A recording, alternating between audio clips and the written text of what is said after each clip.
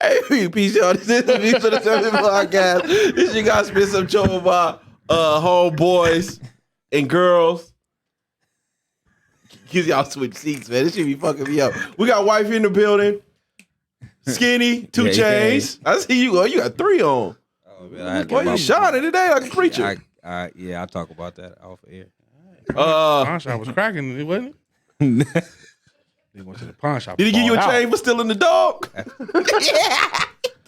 with the rapper beanie on. I see he on today, ain't he? They left you a chain, man. He had the dog for 2 days. Got stolen. Wait. Are we getting the Anthony Wade reveal on Saturday? Don't act like I won't, nigga. Don't act like I won't. The dog got stolen? Bro. Dog gone, man. No. It's my daughter's karma. My daughter stole. They might steal that dog. They left the gate open for that dog to run away. Listen, somebody stole the dog, but the same day my daughter stole from the store. I told her it's her karma. Yeah. You stole something, and your dog gone. Yeah, came back fast. You sure that's what it was? No, I fucked First up. dog ran away and the outcome wasn't too good. No, I fucked up. Nah, somebody opened the gate, brother. You know that gate been closed. So It was a Beamer logo on the I dog. looked outside, I seen it. And I should have knew. When I didn't hear that dog barking, I said, something going on, bro. Because this dog barking. It was a smoker. We know a smoker got that dog. Oh, definitely. That was definitely a Smoker got smoker. that dog. I don't know what they're going to do with it, but. No, that's a premium dog, though. That's good drugs. I know. I'm You pissed getting off. good drugs with that dog. That's smoking crack. They smoking. Ain't no Bammer weed with that dog. That's We premium, want baby. cocaine today. We don't want crack. We want cocaine. Yeah, hurrah. Yeah, Ivan. Namaste. Panther Bundy. Namaste. Look at him. Yeah, man. What is happening? He came in with his chakras aligned. Essay. How you say it? I say? Acai? Ashe. Jesus Christ. Ashe. Stick to the prayer, man. Stick to the prayer. In Jesus' name. Oh, we came in here with his gym clothes on, too. That's I crazy. literally did. That's why. You just left the gym? I had to take a You whole ain't do bath. sit-ups in the black women's shirt. No, I went home, took a whole bath, and then came. Oh, okay. That's what's up. That's crazy. That's dope. That's crazy. No, that really happened. I took one too, though. So we Little whole whole bath, bath hey, buddies, man. boy. Them whole baths, boy. Ooh, look. Just, you know what I'm saying? Not too many. You got to clean the Spray sink the out. cologne on. Oh. Cologne over the musk. Yeah. I started to do acts, but I was like, I ain't disrespect these people like that. If it had just been y'all, it would just been acts. But we got guests. So Yeah. Shit, what you mean? Don't do that with us either. Don't come here with that body spray. Acts. Yeah. Man, we're joined by some very, very, very special guests. Namaste. Why do you Keep saying that. That don't fit. I just feel like that fit for everything. What is happening? No? All right. What? Let's go. What does it mean? It mean namaste. Wow, that's cool. Hey, I mean, I'm gonna let these fine individuals introduce themselves, and I'm kind of copping out because this brother's name is like shit. You just said it, though. It's a 30 on Scrabble, bro. But you just said it. You just got it right. You just got it right. Scrabble? But it's a 30, nigga. Words with friends, I'm killing niggas. I spell that shit. Yeah, man, the floor is yours, man. Greetings, man. With my 30 name. Jagada Chambers is my name. Who? And he freestyled it earlier perfect. You said it perfect. Without no Man, I said hindrance, it no just- help. Jagada came out smooth. Jagada. It was an Jagada. accident. But lock it I in, ain't that hard. Jagada. Jagada. The second A is long.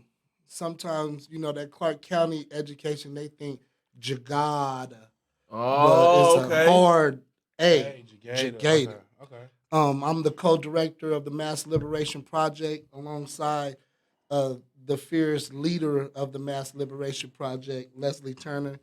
I'll definitely surrender the floor to her first Okay. because I'm always her assistant. Even, don't let the co-director fool you. She on, run man. this. She driving this ship. So namaste, sis. feel Go ahead. Namaste.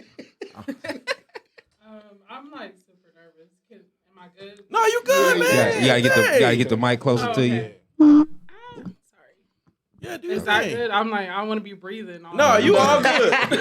Closer. Yeah, I said closer. Okay. A little closer. I'm trying not to be like right up on it. No, you good. You good. We You would say good. something crazy, but we Okay. don't. I'm Leslie Turner, the co-director of the Mass Liberation Project.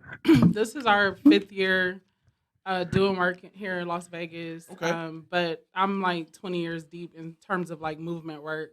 I'm from LA. I've been here since 99, like off Oh, and wow. on. You know, Okay. I was a freshman at UNLV in 99. So, you know, I'm a like Okay, a old alumni. now. Oh, Yeah, okay. that's right. You from Vegas? Pretty much, you know. much, yeah. So, you know, it's all love in terms of California, Los Angeles, always, you know, it's in my heart, but I've been here for a minute. And yeah, so we out here, we doing work to focus on the liberation of Black folks in particular, but you know, the liberation of Black people begets the liberation of everybody. So that's kind of our philosophy and like why we do the work we do. Okay. That's what's up. I So, like that.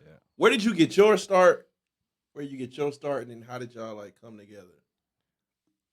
Go ahead. You know, when she, like she said, her freshman year in '99, that was actually my senior year in college. I was playing baseball in the Midwest, went on spring break, and got into a physical altercation with a dear friend of mine.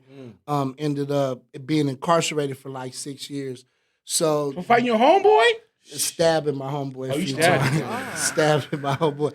The fight was cool, but yeah, no, just keep it all peace. That's what we moving it all peace. Tell him what he do. No, you know, spring break, and it's funny because guess what? It's spring break. We already Yeah, had that's One, crazy. ain't one it? decision to fuck your whole life Yeah, up, that's you know, right, because yeah. at the last day of the spring break at 5 a.m, you know, we had a little altercation. Oh, but spring break was almost over too? it was, man, stop playing. It was almost over for real. That's crazy. God made sure I extended that 21 days because I sat in the county. I was in Alachua County in Florida. So my incarceration was in Florida. I'm from California as well. So Okay. just, you know, Long way from hard. home, like, too. Yeah. stop playing. Walking is real treacherous. Yeah. My lived experience. This was 99? Stop playing. Yeah, I was incarcerated from 99 to 2004. Went to trial, lost that trial. From California Yeah. Say it to slow. Florida. Yeah. Ooh, don't take me away from my people like that. No, for real, you know, my incarceration was extremely intense. My mother passed away the first year. Oh my God. My grandmother passed 6 months after that. My father passed 10 months after that. So it got real quick. You sound like old boy from Life. No, Yeah. I Remember when they read the letter in Life? For real, man. The dog got worms. And you sound like him. back to back. I can remember praying like, "Hey, God, I can't take no Like, more. relax. I can't. Wow, Let me do this incarcerated big too? because the Yeah, big Jesus. is enough." But that's where your passion becomes your purpose, hopefully, and that's what Okay. you know. When we interacting with these mamas and grandmamas who they shaking like Don Knotts going into the courtroom, we want to hold their hand, get any kind of comfort that's there because it's real. My mama let me know she couldn't sleep worrying about me. So I take that as my purpose, you know, to help. Yeah. Even the youngsters, they extra credit. I'm worried about your mama.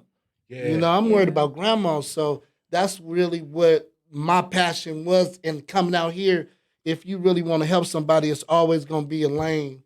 But luckily, God, there's actually a gentleman in Northern California who's revered in the spaces, Raj in Silicon Valley Debug.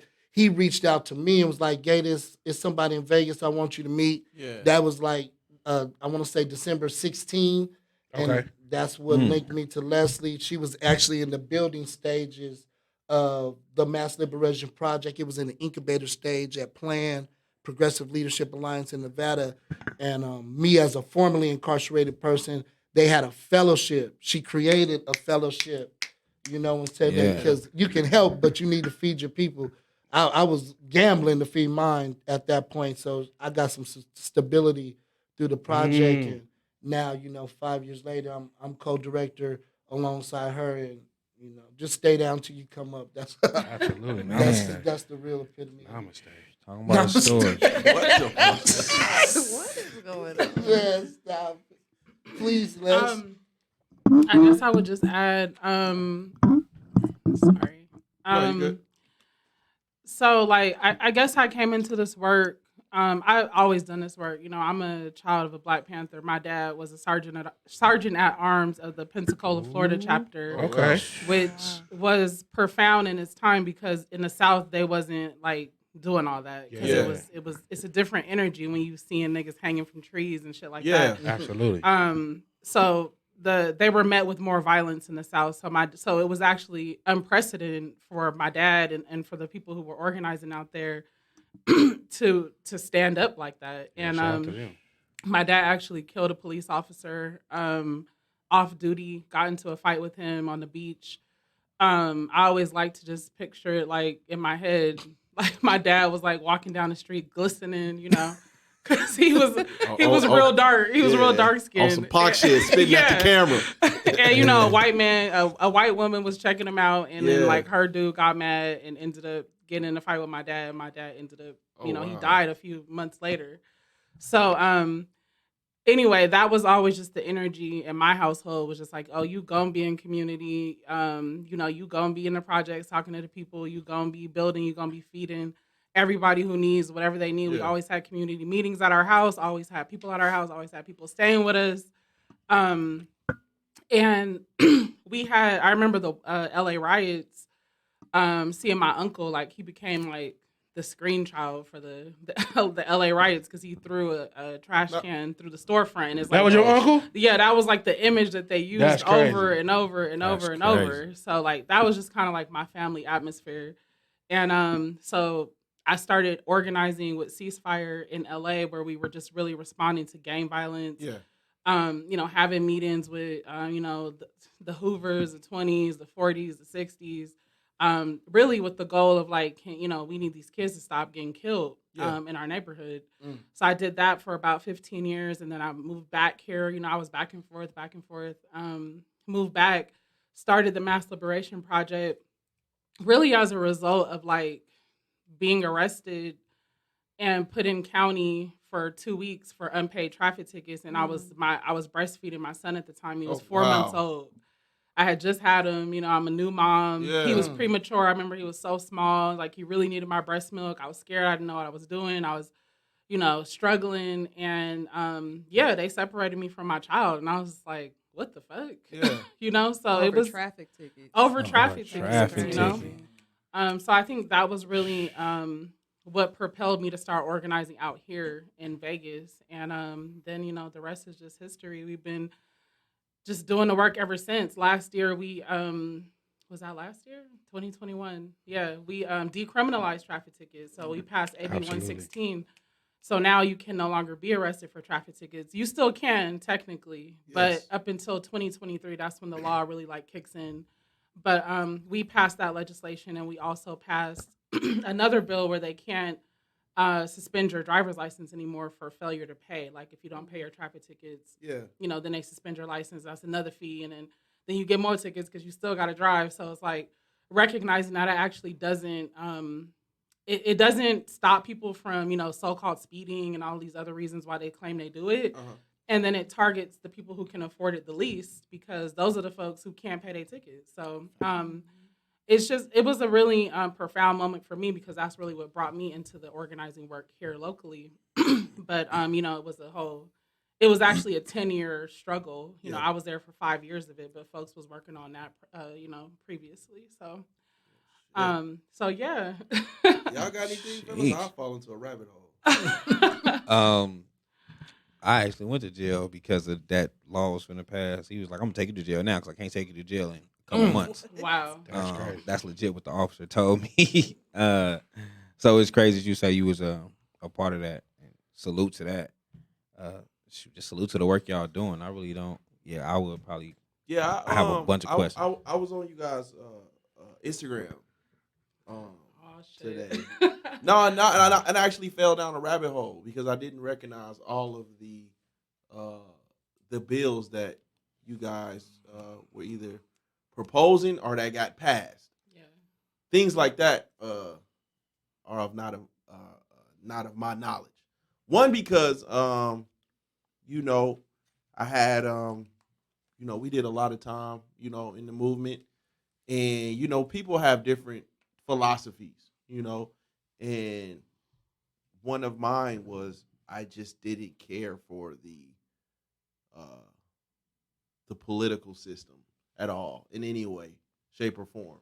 I think for years and years and years, every year, whether it be locally or on the president, on a global, on a presidential scale, on the national state. Thank you, Google, and for all of That's all every big year, as every couple years, it feels like I watch from the sidelines. I watch politics tear our community apart. Yeah. And then it seems like we start to see the bullshit. And then 2 more years go by, and now we arguing again over politics. So it was like, well, I don't want to be a part of this at all. Especially when it's like somebody that I believe in, and then once they get in office, it's kind of like, What one of the staples for Mass Liberation Project is no permanent enemies, no permanent friends, especially when we dealing in that political sphere. Because me, like you said, make you nauseous. Yeah. You get, especially when we want to look at that's going to be tangible change. So what everybody is aspiring for, some people is different. Like we have homelessness, we have food insecurities, we got even housing crisis. How they gonna finna start raising rents everywhere? That's coming. So like, there's so many issues to fight. So I just praise God that we got a little foundation. We know what we believe in that's gonna impact the most change, and so and it's always led by the people. So we have formerly incarcerated and directly impacted folks at the table building what we doing. So we're not just fighting what me and Leslie think is what's popping this month or this year. Yeah. This is all rooted in community-led, usually direct experiences. A mama calling because of this. Yeah. The lived experiences present where our focus be, and the challenges stand there because each day something else comes up. But again, I mirror you. I'm formerly incarcerated, so they didn't even allow us to vote. So once I was like, I could vote, it was like, oh shit. Yeah, that's what I was getting ready to get at. My family, I would like to say my family has a great relationship with the penitentiary system. Great for them though. For them, yeah. But the one thing I had never heard until I was looking at what you guys did was I did not know you could vote. What you say? No, come on, man. You Google today. I asked him his penitentiary word. What did I say? Penitentiary. Why you ain't stopping? No, I thought it was a slang. I thought it was slang. I thought you like put a vibe on it. I'm finna start saying it. Look. Your penitentiary experience is really what's gonna shape your next. Hey, look, he got his Google shirt on today. I see you, Ivan. I see you. How do you say that? But I did not know that you could vote while incarcerated. Again. Oh, while incarcerated, I didn't know that part. I knew that y'all helped with getting the felons able to vote out here. Yeah, that was please. Oh yeah, I was just gonna say that. Crazy. So AB 431, we passed that in 2019, which means that as long as you're out, even if you're on probation or parole, you can vote as long as you're out of prison. So as of right now in Nevada, if you're in prison, you cannot vote. But if you're in county, you can vote because you're not. You haven't been convicted yet, so you're just awaiting trial or you're fighting your case.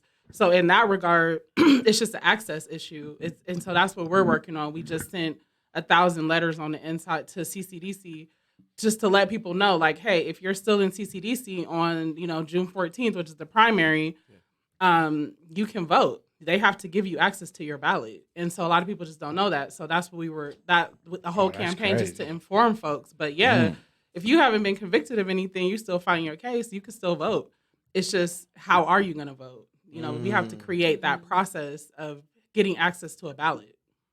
And that began 2018. We started we just literally drove from jail to jail and was just picking up ballots. We called the jail like, yo, folks can still vote. Can you let us come in? We did a little presentation. Yeah.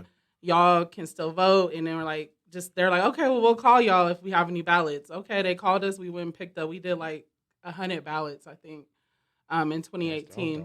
Then we did a little bit more in 2020. And now this year, we're like really trying to push it even further. Did you get any pushback from the jails behind that? Not really. The jail was mostly just like, because they don't want them lawsuits. They like, hey, if they can vote, if y'all want to pay for that, cool. As long as it don't come out of our budget, y'all could do that. The pushback really comes from the political parties, you know, because they like to use the things that we doing for the people. We're nonpartisan. I don't fuck with the Dems or the Republicans. It's not about that. So, you know, we doing it for the people, but they use what we do and they, you know, they co-opt it, and then it turns into this whole political fight back and forth where it's like, oh, the Dems want criminals to vote. And you know, it's like it becomes this political ploy.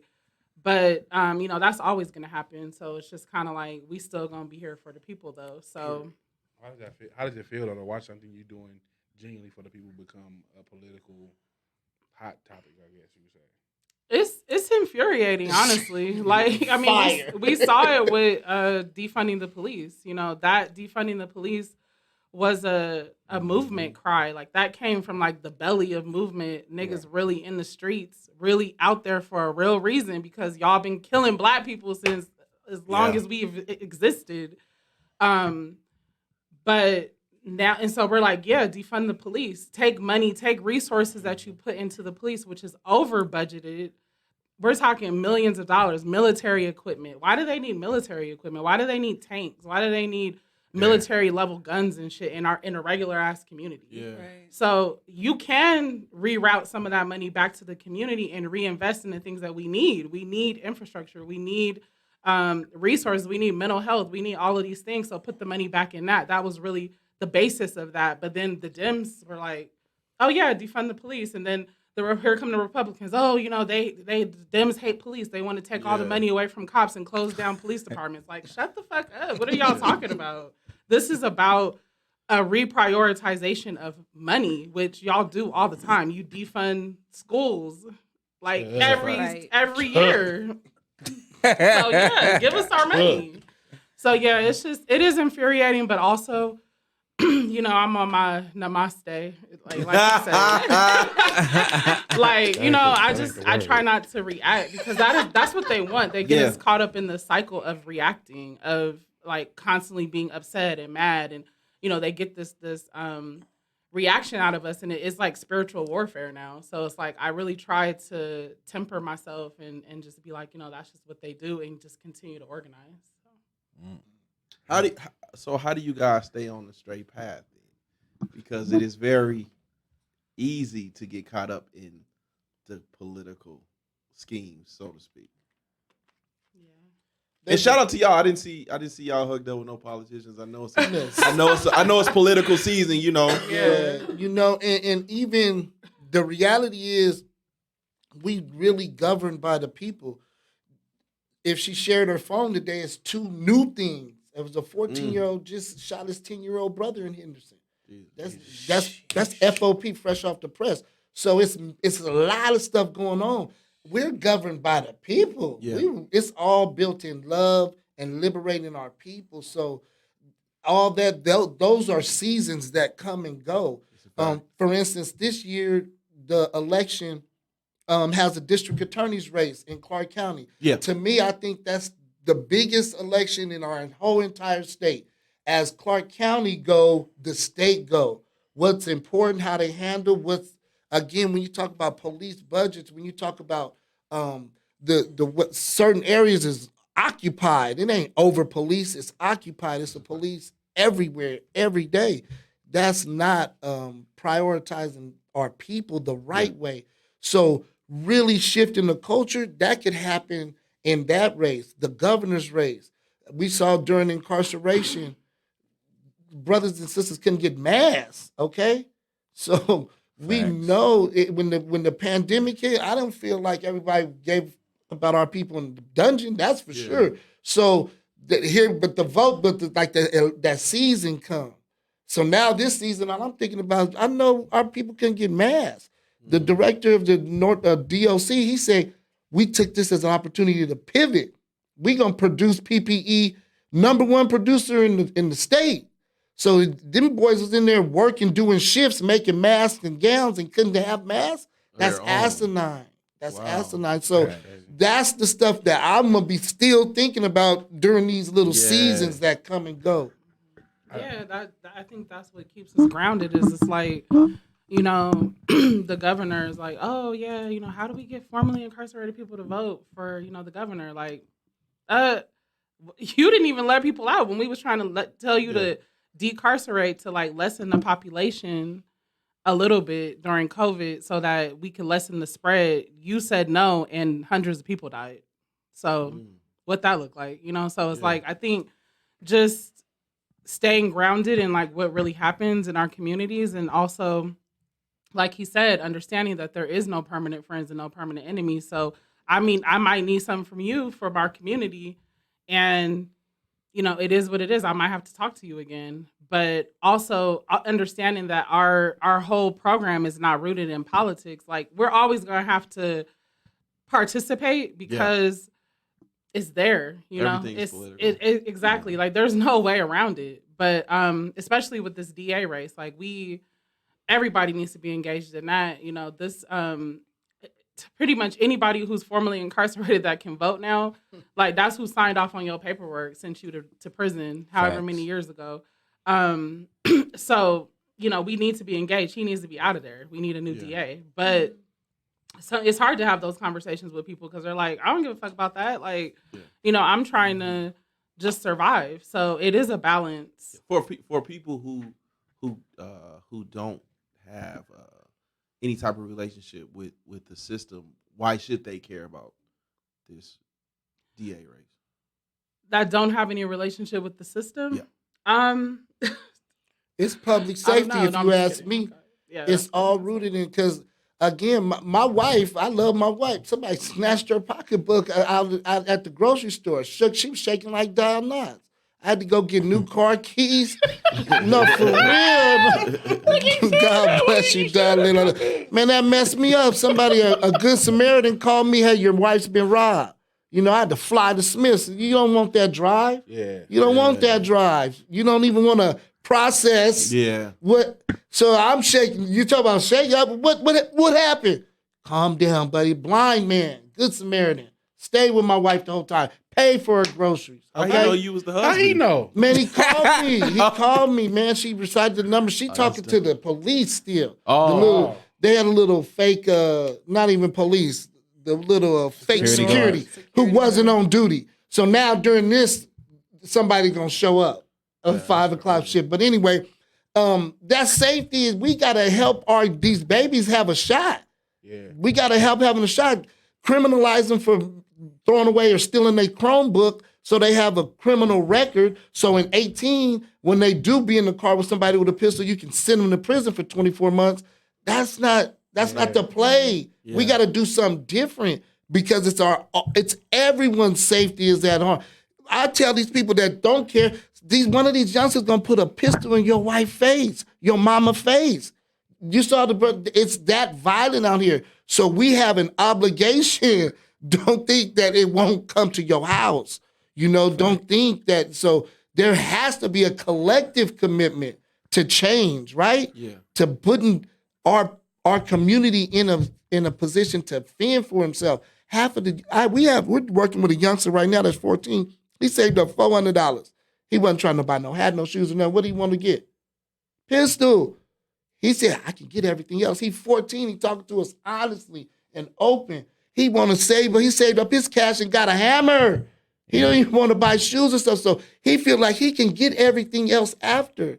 So we got to change the mindset of the culture, and we can't just drive. And what infuriates me is the folks, it's a marquee artist that comes to this city every weekend, gobbles up a fat check, has a good time, and gets the fuck up out of here, won't leave a book, won't set up a library lab for a kid or nothing. We got to stop letting folks exploit this beautiful town. We need Trick. Man, a real life trick like that can push that line and be at Dre's and like, man, okay, after that, after the after party, meet over here. Please. Because if you can't drop off 10K so we can build our own, the people that are in power, the politicals, the politicians, have they built a library lab, a bookmobile or anything to help the literacy rates for our babies? No. So we got to do it. With the Eastside Library is one of the most, I don't know if you've been to the, on Bonanza. Beautiful. Yeah. Go in there. Why we got that one? We need more. That's one of our, that's I would consider that one of our neighborhoods. Man, but I'm just saying, that's a huge, beautiful library. We need a little microcosm of that over here, over there, everywhere. It should be funding going to that. Yeah. Even in, I don't want to go too deep, but even how they handling our babies over there, they not ready. Everybody ain't pulling for black and brown babies. When they see 10 and 11 years old, they seeing them as juvenile delinquents. They not seeing them babies coming in to the library. So even the mindset of making it welcoming, we kind of, me and you, the funny Google dude, we gotta be funny at Google the. We gotta be, the funny Google dude. No, we gotta be at the. We gotta invite the kids in. You feel me? You got to pull up with 10 Google shirts today. Why? They gonna flock to that. Not some lady that really don't want to see our baby. Oh, we appreciate you, brother. Man, stop. Y'all had a good old time with that one, didn't y'all? Had a good time with that one. Ain't that about it? That's a funny Google man. That's dope. I like that. The funny Google But that's man. real, though. No, for real. But that is real. Like, we do need to have more inviting people in these spaces because, you know, if you're not seeing somebody that looks like you or that you can relate to, you're not going to want to go there, you know, especially as a youth.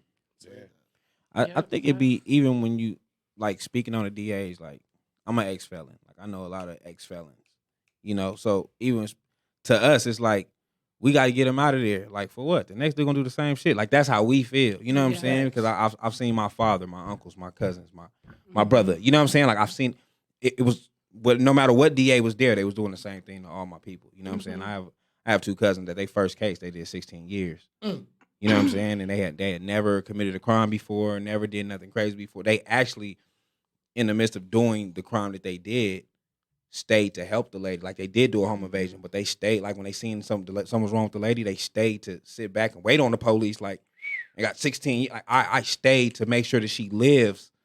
Right. I could have left and you would have never knew who I was. You know what I'm saying? And, you know, got time. So with me seeing that continuously happen, even what y'all saying, like, we got to get the D out of there. I think, like, okay, fellas, y'all can vote now. Y'all can get him out of there. Yeah. And then it's like, for what? Like, it don't matter which one you put up in there. You're going to do the same thing to my nephews. You know what I'm saying? Like, yeah. I think we think of it like that, so we still be like, you know what? Nah, fuck that. And we walk I think away. There's been a shift though, like that, and that is where like the education comes in, because like there's been a shift over the last, I would say, 6 years of these progressive, so-called progressive DAs. So you got like Larry Krasner in Philly.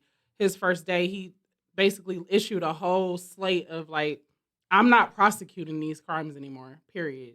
You have like Kim Fox in Chicago. You got, you know, there's all these different, you know, what was his name up in the Bay Area? His dad is currently incarcerated. So he grew up his whole life with his dad in a cage. So he's like, they're coming with a different mindset than, you know, prosecute him to the fullest extent of the law, stack charges, get him to take a plea deal.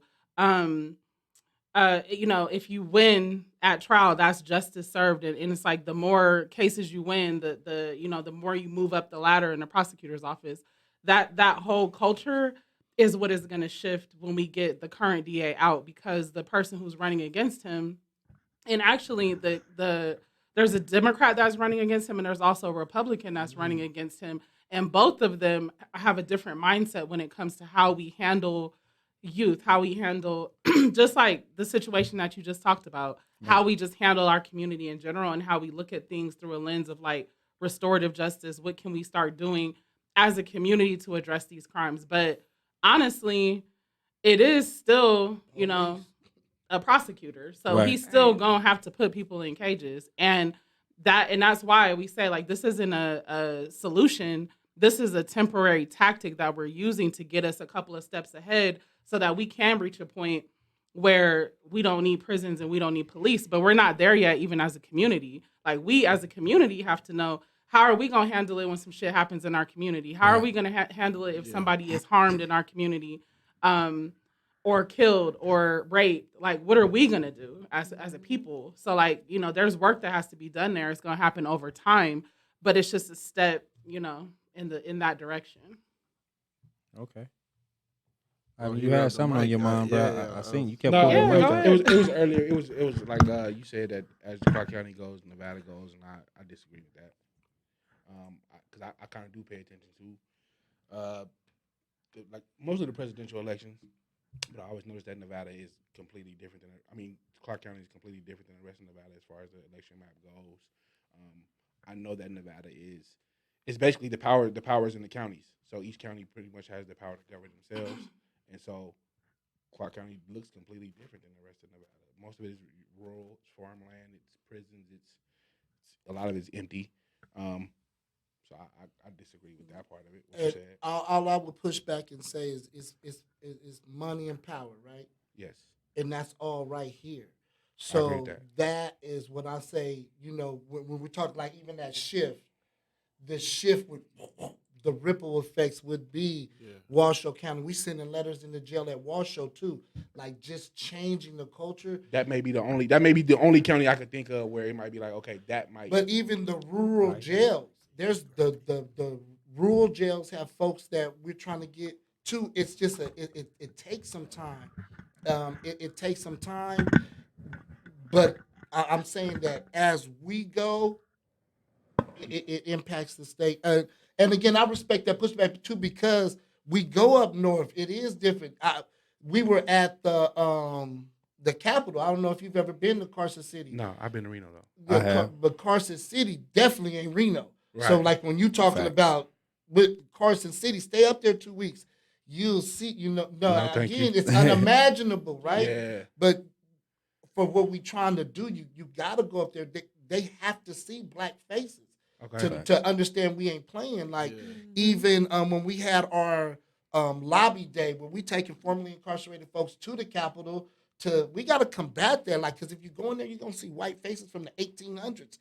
Them faces that make your shit unsettling. Yeah. You have to be cognizant of what we fight. And they call this the Mississippi of the West This is a for fact. a reason. It's hard to imagine black folks not even being able to deal cards and stuff. I don't know if you've been to Legacy Park and just talking about the trailblazing steps that black folks had here in the 60s and 70s. Yeah. So they expect black folks to stay in their place. That's a culture, Yeah. So we baby steps shift that. And again, it's power. Like, cause when we went up there, we took a busload of people. They made a emergency. Oh yeah. they got a group coming up here, the Mass Liberation Project. Be on alert. We had They put out an actual alert, like a security alert, because we brought a busload of formerly incarcerated black people to the Capitol, and we had somebody on the inside that like sent us like a screenshot, like, "Yo, this is the email they sent out to like all of the staff in the legislative session." We were like, "What the what?" Carson City is Yeah. crazy. I was up there. Well, I did time up there, but the no, I did for real. Nah, but prison tour, didn't he? nah, but listen. So being up there, well, I wasn't. I wasn't allowed down south. I wasn't allowed. I wasn't allowed in Southern Nevada at all. You know what I'm saying? I was banned from Southern Nevada when I went to prison, so they shot me to Northern Nevada. And when I went there, being inside the camp, it was inmates working for the governor building. So they go there, they watch cars and do different stuff for the governor, and it seemed like the old movies, like Driving Miss Daisy. Life. That sounds like and Life, stuff don't like, it? like they legit was doing stuff like that. Like you go That's there crazy. and you getting paid like $1 an hour. It's modern day Like, slavery. That's what it but is. they'd be Yeah, happy. exactly. They'd be happy because like the governor workers might give them a Subway sandwich, Say it again. or they might give them some donuts So they able to come back with some donuts. Like, hey man, I got some donuts for sale that the governor gave me. You know what I'm saying? Like They let them bring it. That's not considered contraband when they Yeah, bring you it. when they sneaking bring it it back, it'd be contraband for sure. But they got to sneak it in. Never Okay. mind. Google Um, that shit. That was a good one. I'm gonna let you slide that time. Let you slide on that one. Next one won't be free. You know that. Oh. No, because Skinny, you couldn't drive though, right? Because the booster seat is contraband too. Bro, listen. I wasn't even. He beat niggas with the booster. I wasn't one of the. I couldn't even. You had to. So you had to be incarcerated for a certain amount of time to even be trusted to go over there to the governor's thing. But they did let them drive, like the governor cars and stuff. Yeah. So of course I That's wasn't locked up long enough. But they would, like, you had to have like 10 years without trouble within the prison system to be able to go there. So it was an old man. He was probably on like his 30th year in prison. He was on his way home at the camp. So he used to go all the time. Wait, bro. which home? What you mean? He was on his way finally to go home. Oh, okay. He had did 30 straight. Oh my goodness. So basically he watched his kids grow up while he Yeah. was in prison. So this was, when you go to camp, you 2 years from home. So he was now in camp, 2 years from home. He's working for the governor building because he's been out of trouble for so long, or whatever the case may be. But being there, like I say, you get to see it seemed like the South, like with them coming back and telling the stories, like, you know what I'm saying? He's trying to figure out like what tissue I'm gonna take so I can bring a donut in today so I can make an extra $3. You know what I'm saying? Like shit like that, just so he could bring it back. And it was just like, and he was legit like my bunkie. He's right next to me. So talking to him, I was like, damn, like I wish I this could do is that. fucked up. What? Do what? What? Just had a Drive the conversation. governor. Said what? Drive the governor. You was with Drive the the driver? They got to drive. Yeah. Listen, why would you want to drive the Sound governor? like a trip to the big house. bruh. Huh? Why would you want to drive the governor? Anything to get out this box? You ain't ever been locked up before? Never. I worked in it. I worked in there before. Bruh, like he was. I think he paid the most. He probably made like $1.50 an hour. Oh, he was balling. Like $1 They trying. There's Legit? legislation He felt like around that too. to get prison. To So y'all get on the that? reasonable wages. Yeah, because They need it. What? Because you work in there for pennies. I remember going to the fucking fire. You work $1 a day. And You don't that's know if it's how- an active fire. I don't think we know as a people how much of our stuff comes from there. That's made from Prison, yeah. Facts. prison. Them DOT, just the Department of Transportation, just the contracts, folks out there on the side of the road. NDOC trucks. That's just big, lucrative contracts that people ain't getting paid for. So you're talking about $1 million contracts that the government is having with these things. When all of that contracted labor, Even for those are for big numbers, but it's like you get $10 million for the labor, but you pay out zero. You pay out nothing because people ain't getting that. that's So generally what it's like. That's why prison is big business. Yes. It's Because when you get the big fires, like the fire that we seen in California, the firefighters don't get there to stuff. the end of it. You know what I'm saying? When it's over, all like by the hot stuff. we done damn near died already, and y'all come here at the end, like They yeah. just changed legislation in California Glad y'all to did enable that. them brothers to work. Now in crazy. Cali, when you come in, you have a pathway to firefightership.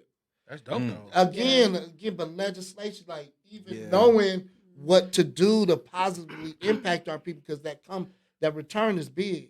California do a so lot. is there any way y'all can work on legislation to where the call center jobs go to prison? Because I'm tired. The what? I'm tired of Habib. I'm tired of my friend. For the I'm tired. customer service. Come on now, Sprint. Hey, For nigga, real. Can I get an onshore have rep? you ever talked to like Onshore hey, rep. Hello, Mr. Williams. How are you? Nigga, no. I said English. I I pushed one. I know I pushed one. But that's funny. What they doing? It's the same context, right? Yeah. It's cheap labor in another country. Yeah. That here we gonna want 17 and 18. They doing it for $4.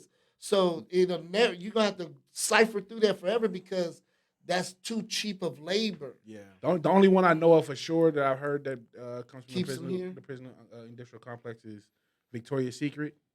I think they do. Victoria's Secret has a Yeah. contract. The and- draws? Yeah. Why would he know that though? Is Victoria's is the Secret, point. and it's like Like it's the like a homie denim. is gonna always be the diva of the show. Like why do you it's know? like a denim. I don't know if it's Well, I know Levi's. they do I don't No, know if yeah, it's they somebody. have a contract for sure. They do. Yeah, that they get Victoria's Secret. Though. Victoria's Secret. Yeah. That's the one you looked into.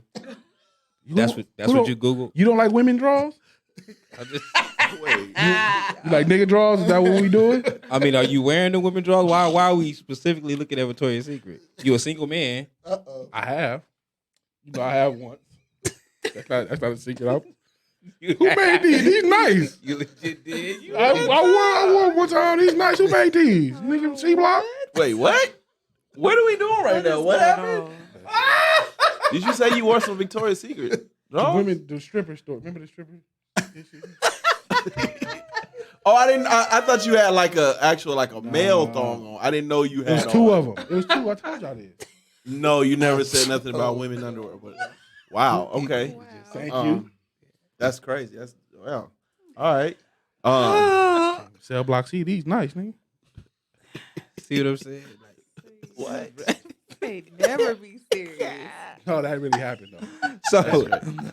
So how do Wow.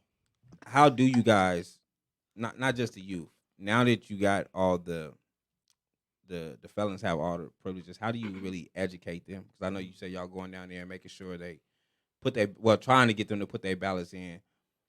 How much time do you get to really educate them? How much time do they allow y'all inside the building so y'all can continuously educate them? Yeah, I'll let Jagada answer that, but I'll just start off by saying that is the struggle is like with voting is, you can't just come to a community and be like, oh yeah, you can vote now, we need you to vote. It's like, hold up, like I'm fighting my case, like Yeah, that's what I need money on my books. How do you even like- get their attention? yeah, so that is why we do the work we do. Like we do participatory defense. We have a hub. We're in our 5th year of our hub where we help people fight their cases. We have like 15 cases right now. So if y'all ever want to help with that work, please join up with us. But we literally do like jailhouse lawyer style. We'll really just read up on cases. We read up on the law. We talk to lawyers. We figure out scenarios and defenses for people. We create like social bio packets. We create videos for people for them to play in court to help them fight their case. We do all type of stuff. But then we also raise money. We post people's bails. We have the Vegas Freedom Fund. This is our 5th year actually bailing out Black moms. And then Nice. we also, throughout the year, we bail out everybody. It's not, we focus on Black moms in particular, but if somebody comes to us and is like, hey, can y'all post our bail? We're not going to be like, no, you're not Black. Yeah. So, so it's like, we are invested in that population. We are like, we help people fight their cases and we help folks get out of cages. So I think we have kind of the juice to be like, okay, and also you can vote and this is how you do that. Yeah. But, it's a balancing act because, you have to address the material conditions of folks before you get them to vote, period. Whether it's from prison, jail, outside, it's like, if I don't got food on my table, I don't want to hear shit about your ballot or whatever else. You know what I'm saying? So addressing the material conditions all the time, 365 days a year is what we do. And that's what has to be done if we're going to then come in on, in this wave of election time to be like, okay, now we need you to vote or you can vote. And then I'll pass it to you. I would just say creating them spaces. Parole and probation ain't finna just send a letter to everybody and let them know. Facts. So we gotta we out at parole and probation on Fridays, going in. We have pizza, have water, wings, just to Y'all catching engage the folks. releases. And jackpot, that's the real VIP. Because again, Big Shot, it's a dude. He get 40 years. He just came home. We just out there. And he just came home. It's emotional. He came home after 40 years, you know what I'm saying? Give brother pizza. If he want to register, that's secondary. So we just want to engage the population first. Create spaces for formerly incarcerated folks so we can politic and build. 25, 35% is, man, fuck you. I'm not giving you my Social Security. I'm trying to get off parole and probation. But you still care about your son's school. There's still some issues. So even if you don't vote, there's still some engagement. We still got to post you on what you give a fuck about so we can propel the fight. I was able to create a space for formerly incarcerated. It was like a foundation dinner. I wanted to invite folks in that I know have been in the penitentiary, but I know they give a fuck about community too. So in that space, it was great. We got a list of 10 takeaways of things that folks wanted to change. We were able to change 3 of them legislatively. That's dope. Direct files, possession of cannabis. You know, cannabis is legal out here. They were still charging the juveniles with possession of cannabis. 1,000 of them. It's 850 Black and Mexican, Black and Latino kids. So we was able to end that, and then juveniles in record sealing. That's a big deal. Now juvenile, his record is sealed at 18 automatically. He don't got to petition the court or nothing. So this is legislation that was already the case, though. Hell no. That's a humongous hurdle. Even for adults, it's still extremely challenging. But now, legislatively, a juvenile, as soon as he hit 18, and that's big because they use that to make brothers take a plea when they 20. It's all kind of trickery involved. So again, that stuff came out of a space of formerly incarcerated minds. So we. You know the brother that says it, but those closest to the problem are the ones that got the solution, and that's really the energy that we build on and just try to expound on that each year. Again, I think that creating the spaces is the number one thing, and leading in love. I don't care about if you want to vote, if you want to register to vote. Before I'm going to ask you, do you want something to drink and is you hungry? Yeah. Period. It seems hella subtle, man. Half the people don't want no Domino's pizza or none of them wings. But just engaging first that's what I feel like we have to do.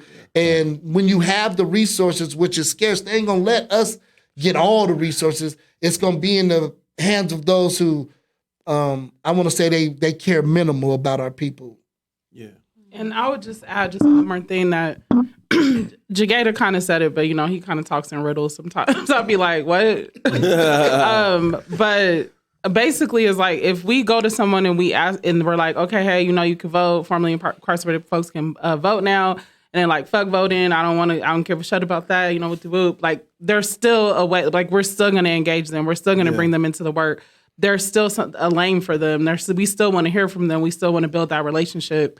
So I think that, that's just important to say, that it's not just about voting. That's just one part of what we do. We do a lot of things. And I think what's at the root, which we didn't really get into yet, and, I don't know as far as time, but like, it's really about a mind shift. It's really about connecting with spirit. It's about, reclaiming who we are as Black people. It's like, it's deeper than just the criminal justice system. So when we talk about Black liberation, it's not just from cages. It's also like our minds. It's psychological.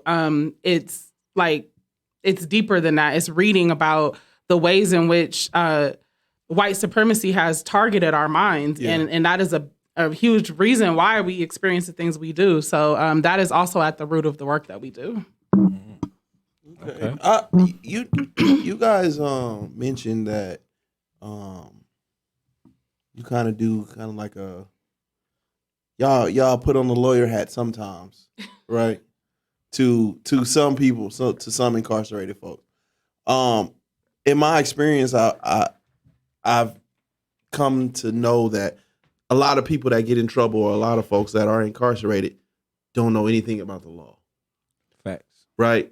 So I feel like there are a lot of people incarcerated, a lot of our people incarcerated because of plea deals.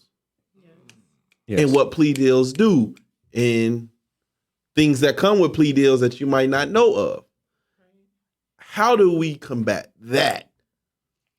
Because there are so many that's incarcerated because of shitty plea deals. I think it was over 77,000 potential cases for trial. Less than 1% went to trial. So that is the big shift. It's a brother who's man, free Leonard Glover, man. Okay, these demons then just arrested this brother. He's been in custody over a calendar, but he not taking no plea. He went to trial last week, won. You know, what they do is, like you say, they stack the charges. There's several unsolved crimes in our neighborhoods. Yeah. So they'll get you and just throw them randoms on you. I really believe that's how they handle it. Because this brother got taken into custody. His family came from California, was finna bail him out. And the next thing you know, they got to go get the cash. They come back. He got 40-something charges. So we got firsthand intel of what you plan. I went and sat through the trial. There was an officer that was just arrested recently, okay? Rogers, 33-year-old, robbing the casinos. He all in. It's a plain clothes unit. He on there. He done bagged and tagged all the gentlemen's stuff. If we go to trial and show, because the police work here is deficient. It's horrific because it don't have to be good. All they got to do is come and say this, and they're gonna come with 30 charges, and we gonna all take a plea. Majority of the people gonna take the plea when they come with these and they say this, and you can go home today, or you can make this go, especially with a pistol. The convicted felon with a firearm, that just make you want to, fuck it, let me make this go away, let me go up the road. If we can hold on, like you said, if you could just hold on. But it's hard to tell somebody in the dungeon, hold tight. Don't take that plea.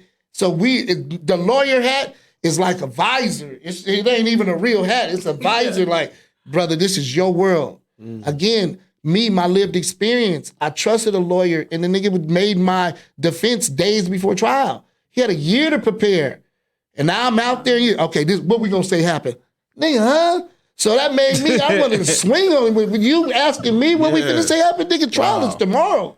So I know trusting a lawyer kept my mom and daddy refinancing their house to get this clown, and he ain't did a damn thing to me because it's just a money game.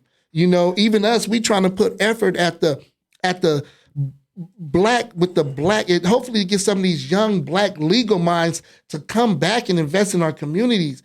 We don't even have enough legal representation to really fight back out here. So what you say, what we could do is make folks start going to trial. But again, you asking somebody to pause their life, it's too difficult. It's hard. So with you speaking on the plea deals, how can we help the people that accepted, that the innocent people that accepted pleas, like when they come home, to get that off their back? And one of the things when we talk about the district attorney's race, Yeah. that's one of I'm pushing that. That's my tattoo. Who is going to make an integrity unit for folks that are in custody now? She right. Because we know, hey, listen though, we have to be intentional, because we know for a fact Clark County been playing shady for decades. Yeah. So we know it's people up the road that's innocent. So I need a tangible step from the DA's office to invest. So if you know you in there is innocent, at least you can write a letter to somebody and they're going to get on it. And there's a way to do that. Have 3 DAs, have 3 public defenders, have a judge, and they sit on the committee and read that shit daily. That could happen, but what DA office is down to do that? That's how we going to get our candidate. I really believe that's the Right. I'm hanging my hat on that. If the district attorney that we support is not able to do that, then that's a F. Yeah. That's an F, because that has to happen. Because it's so many people in there like that's been through, like, I have a nephew right now doing a 10 to 30 for a crime he didn't commit. Man, but he was I want to scared write to- him too. Like, you know what I'm like saying? we got to get. What He was scared to take the deal. today? Who Yeah. came? He was on scared, so he today? took the deal. Yeah, You know what I'm saying? that, So I mean, it happens a it lot. happens Like, all I the know it time. before him. Like, I know of cases before him. So, but a lot of people take them deals and then they come home and they have to register. And I'm registering for a crime I never committed. I'm paying Lifetime I'm supervision, paying y'all restitution. for a crime, for restitution for a crime I never even committed. But I didn't want to fight it because I didn't trust the lawyer, and it seemed like y'all was gonna make something happen. Like, Right. it's plenty of cases like that. We just had a case like that, like a week ago or 2 weeks ago, where Sheesh. a youngster, he was 21, he was like, oh, yeah, no, I'm going to just take the plea deal because they're going to give me probation. And we're like, are you sure? Because you shot somebody on video. like, I don't know if that's going to get you probation. He's like, I don't know. The lawyer told me, I'm going to get probation. I'm going to just take this plea deal. We read through the plea deal, didn't say nothing about probation, but the lawyer did tell him that. And so he took the plea deal and then was like acting a fool at sentencing because he got 3 years. Because like when you get up in there to sentencing, they say, did anybody promise you anything? And the lawyer makes sure to tell you to say, no, I did not promise you nothing. Right. So you say, no, I was not promised nothing. So nobody ever thinks to ask, like, to show me this in writing? They do. No, it isn't even that. They can't do it because they can't make no promises. If it's a plea deal, how did you make a deal? But if you put that in writing, that means you are promising that the judge will say this, and the judge is not allowed to. They're not allowed to do no promises. And that's how you swap them out. Oftentimes the legal advice be erroneous. Yeah. So they'll say, sign this here. Trust me, I got this at trial. What we'll do, I'm going to request for probation. They're going to give you a 6 month. Tell you all that shit. I'm going to have dinner with the DA. I'm going to go have dinner with the DA. The DA going to make sure to talk to the judge. The judge going to talk about it. And we're going to make sure that you get the deal. And we're going to swap this case out for you. And oftentimes it's the judge's fault. In your scenario, because there's a lady who's running, the scenario that you brought up, brother. The scenario you brought up, because it's a woman who's running for judge right now, Danielle Piper. I'm not supporting that campaign at all. Whoever she going against, I hope they win. Because I know when you were a district attorney, this lady was a district attorney. She told my partner, take the plea. We're going to get it ran concurrent. That's what she said. It's the district attorney. Then when it came to sentencing, Your Honor, we're going to have to run this consecutive, She switched on him at the last minute. He in the row. Free Burner Ben Franklin. This is real Burner life. Beef, that's my boy, man. Listen, this Free is Burner, real life. So Danielle Piper, we not with you being a judge because you didn't show no character as a district attorney. But that's the reality. Okay, I guess my question is, has anybody ever thought to maybe, and this may sound crazy, like maybe petition for like a higher wage for the public defenders so you can recruit better legal talent on that side of the fence, or no? They make a ton of money. Public defenders do? Yeah, they making good money. Please don't be deceived. They making good money, and there are ones of them that really give a fuck about humanity. It's just the ones, what we're seeing is when you have court-appointed private counsel, oftentimes you have a conflict and then they give you one and they giving you him for $7,500. He don't give a fuck about nothing. It's a flat fee rate. So he is not even calling our people back. The gentleman that she just spoke about, we in the space, I said, put it on speakerphone. He said, man, hey, are you prepared for it? When do you got sentencing? It's tomorrow. It's tomorrow? I don't got that on my calendar. We hearing that. This boy getting sentenced tomorrow. He don't even have it on his calendar. He don't know. So this is what the legal representation is doing. When we're trying to get young black lawyers out of law school, please come help. Because that's kind of why I'm asking. Like, that's the tangible step that we're trying to take, is by engaging law school students on the petition. Is Vegas worth even looking for?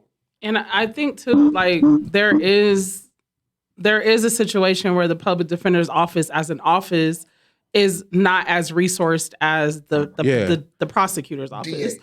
So it's like, yes, the lawyers, they make good money, but it's more than the lawyer that's a part of the defense team. Like they need social workers, they need, investigators, they need all of those things. So there can be a push to like get more money into the public defender's office. That can be like a lane in terms of like the budget, which is a legislative thing, Because I guess my only experience with the legal system in that aspect is through media. So I've only seen what I can see on TV and movies or whatever the case may be. And it's always seemed like when you see the public defenders, there's a team of lawyers doing it versus when you see the public defender, it's a stack of cases and it's like Yeah. several individuals do it with a stack of cases versus no tie on. But when you see the public defender, when you see the DA, they in there having coffee and Damn, it's nigga, how like a many good old seasons of the time. Ice-T show did you watch? But they all collude together though, like because He said something, I'm gonna get the public defender, they literally Head-ass nigga. force people into plea deals just as much as the DA does. They will tell people like,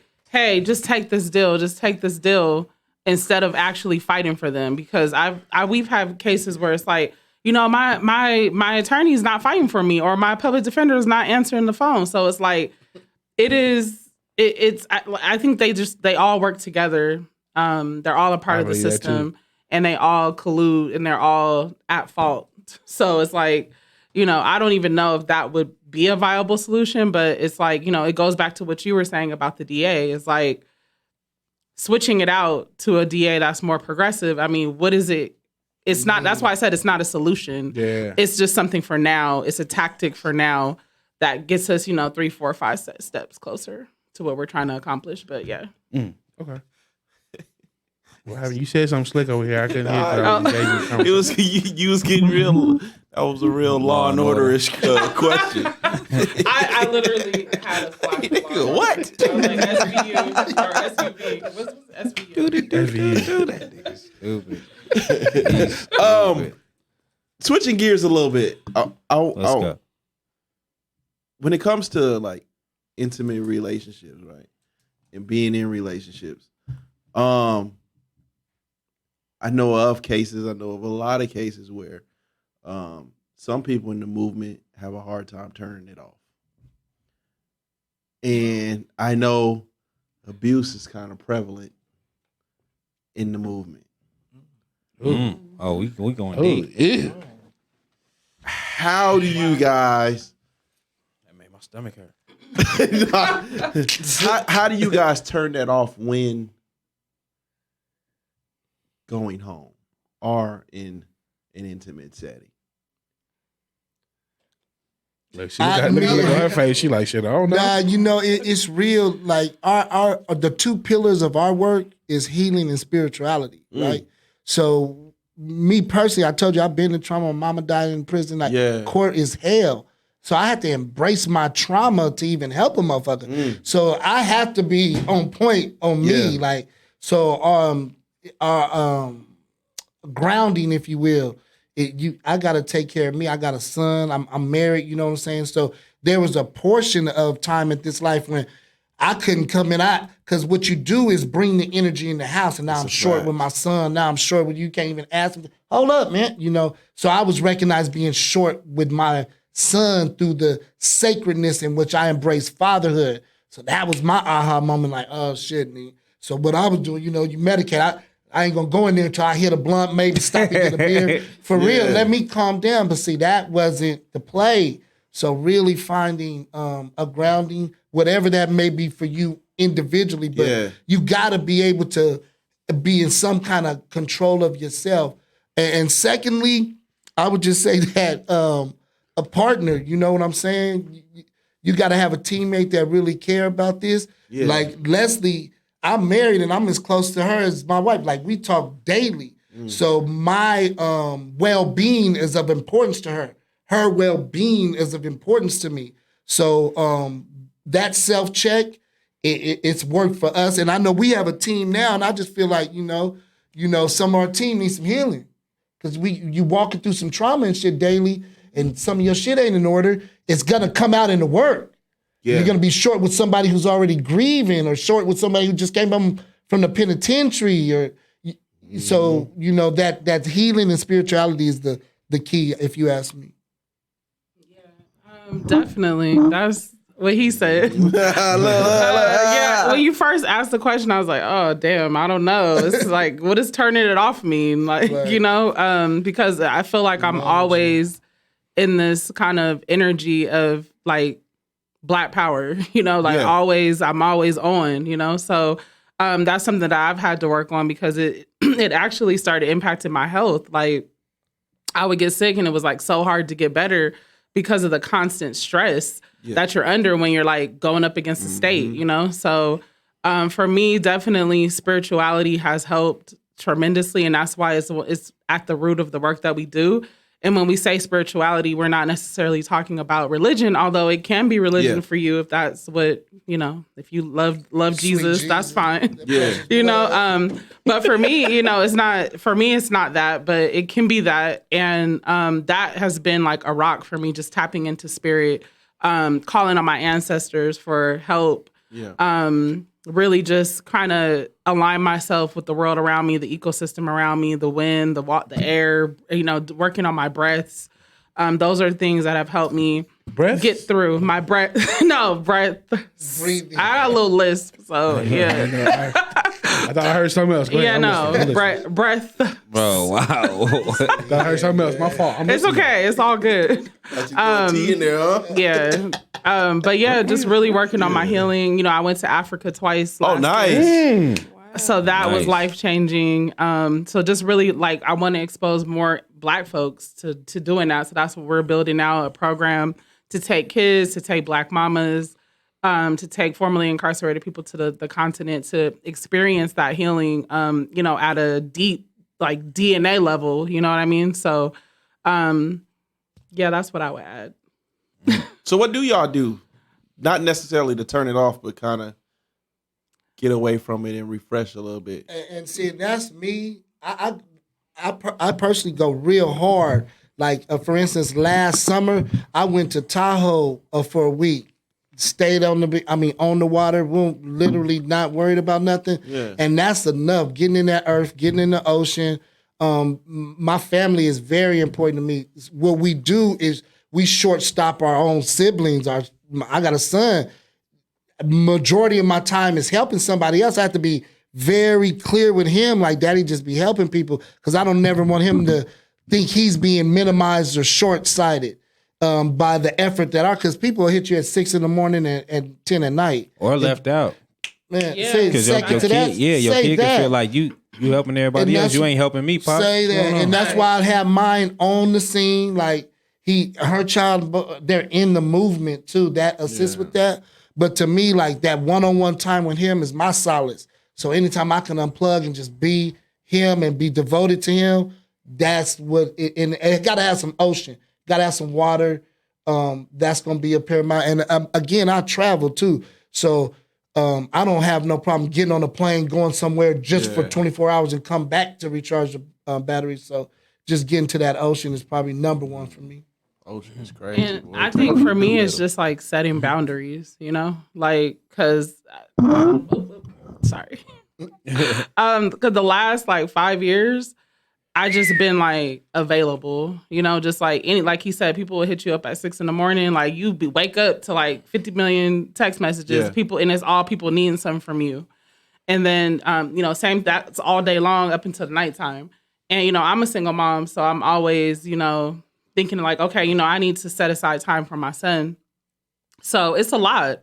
So for me, what's helped is just setting boundaries. I remember I had made a post where I was don't nobody hit me up for shit, basically, because I can't help nobody with nothing right now. I gotta help me and my son right now. And multiple people were like, "Oh, are you okay? What's going on?" Nothing. I have to set this boundary with y'all because y'all niggas will really suck me dry, So boundaries has been helpful, and just taking time to really just cut things off, put my phone on do not disturb, or just don't respond, and just watch Netflix, watch Encanto for the 2011th time with my son because he loves that movie. He know every song. Okay, we don't talk about Bruno. Okay, We don't talk about Bruno. Yes. Talk about Bruno. So yeah, maybe it's just watching that with him, again. So stuff like that, I think also is helpful. Okay. Are you guys? Do you guys associate with any other movements out here?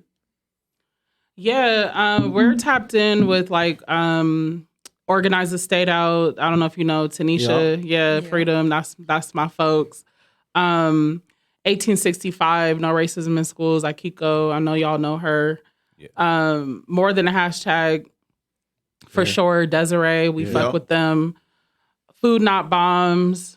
I I'm probably Food, not who? Food Not Bombs. It's like a mutual aid group. They mostly okay. just they make food and give it out to the homeless. I'm probably forgetting somebody, but Stretch, we rock with Stretch. yeah, New Era, Stretch. That's, Okay. Okay. I try to. Yeah, I know that's controversial. I try to just meet people where they are because we all are flawed in some regard. So his intention is good. He really cares about the community. No, but and I think. Oh, go ahead. no, I didn't mean to cut you off, but like You did though. I did. You I did, didn't mean to, though. but I did. That's correct. But like I see y'all have some style about yourself. Y'all don't never sit Stretch and be like That's why I said, ha! Oh no, we do have conversations with about everybody. his pants and his shoes not getting along. Not really about his fashion, about how he moves in the community. We do talk about that. Oh no, I'm saying 'cause I see you got the polo on, you got the kente. You don't never say brother. Got the feeling. Chicago. That's Yeah, Chicago. that's his style. Chicago That's his style. That's how they dress in Chicago. It's a lot of either the heavy Timbs like Lil Durk look or the Stretch look. It's either or. Oh wow. I ain't Okay. never There's no seen in nobody between. from I ain't never Chicago. seen Kanye look like that. Hold on.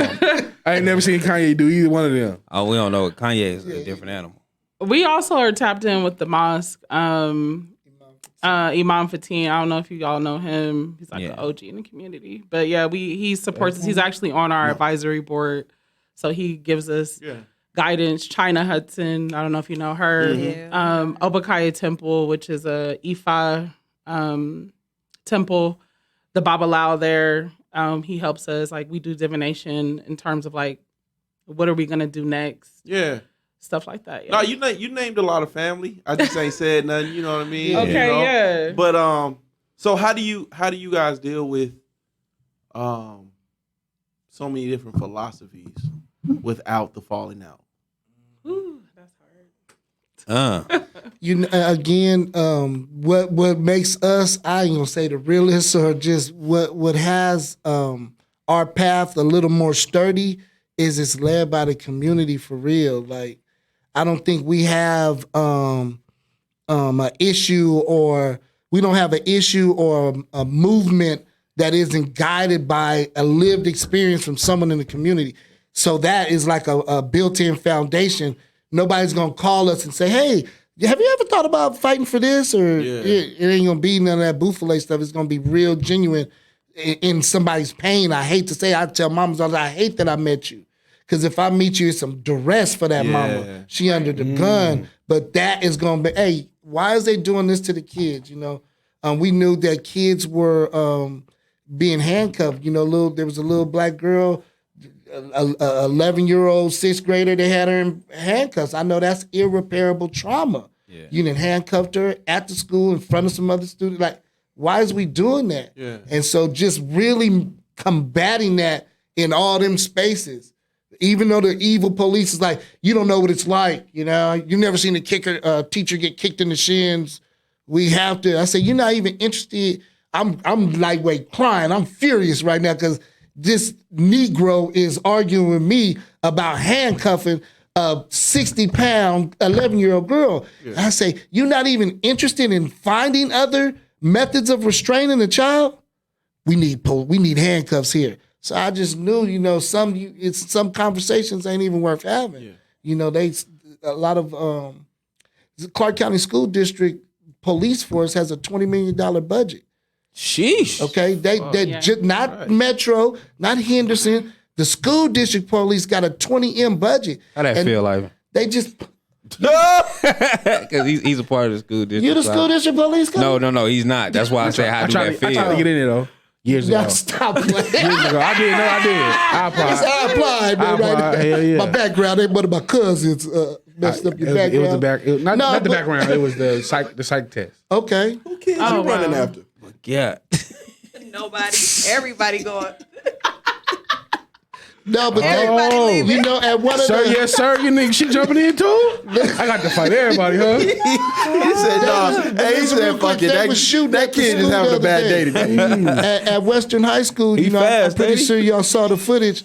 The police was shooting on the campus. Yeah, I seen that. Okay, so it's a disregard for our babies. Like, What made you shoot with all them babies right there? They said this and they presented it like, that's what you thought was cool? You thought your life was in danger because somebody was going 20 miles an hour?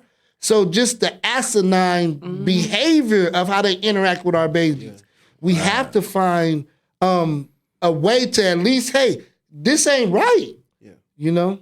I've seen, I got a curious question from the outside in, right? I've seen that you guys deal with a few cases where the person was assassinated, I would say, by the police, right? From the outside looking in, I know every case isn't peaceful. So how do you guys fight for someone's cause while the family is in chaos?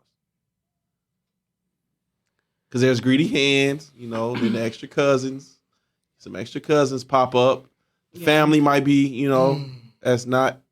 So how do you guys fight for that cause? And are there ever any times where the police, because when it comes to what we see in the media, we only see the beginning and we see the end. None of the end, you know, in between. So has any of the chaos due to the family helped the police get off?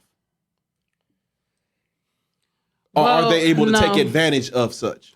I don't think so, because I think that the police are going to get off like 99% of the time, regardless of what the family does. And I think it's complicated because you're dealing with a highly traumatic incident where your baby is taken from you in a violent way. So it's like there is no protocol on like how to act, you know? Yeah. So I just try to take the family's lead and be supportive. I personally don't advocate to put a cop in a cage because, I mean, what's that going to do? You know? So I really try to focus on the family and what they need to heal, what resources they might need, what money they might need. You know, they might have lost the income. Yeah. You know, whatever the case is, I just really try to focus on what the family needs and take their lead and how to support them specifically. Yeah. But it takes a lot for me. Like, I don't see myself getting out there and be like, charge this officer because it's like, we already said that system was illegitimate. That's a fact. So why are we going back and then being like, that's justice? Like, no, justice is this not ever happening again, you know? So that's where I put my focus at. But it's always complicated because the family, you have to understand, there's a whole system in place for families to get, lawsuits. Yes. And a lot of times these attorneys come in, they're national attorneys, they come in, they take these cases and, they put the family in position to get millions of dollars. And a part of that is like, you can't really be in community like that. Like, you can't really be front lines like that. They want you to really fall back and just get this money. Yeah. And then that creates a tension because it's like, oh, well, we out here, fighting for y'all's son that got killed by the police. And like, y'all don't even fuck with us. Like, so. And you just got a settlement. Yeah. On top of it, yeah. So it creates a tension, but ultimately, I just defer to the family because they're the ones who suffered the loss. And it's like, how can I support y'all right now? Yeah. That's just my approach. Yeah, because I was, the 14, was he 14? The 14-year-old boy that that died on the roller coaster. Okay, yeah. Did you see there was the video of some fake cousin that posted was a video wild. of a GoFundMe and she like hit for bands too.